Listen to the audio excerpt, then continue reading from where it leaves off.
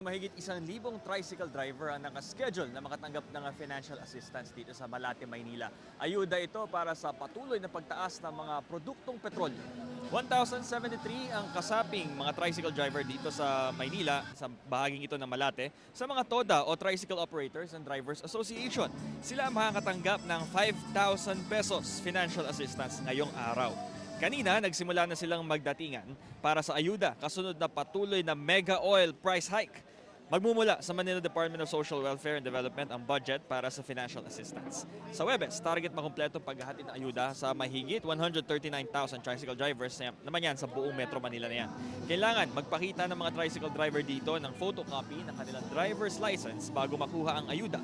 Nagpapasalamat ang mga maagang pumila na tricycle driver sa assistance na natanggap nila. Malaking tulong kasi sa ngayon, ang hirap ng biyahe dahil ang mahal ng gasolina.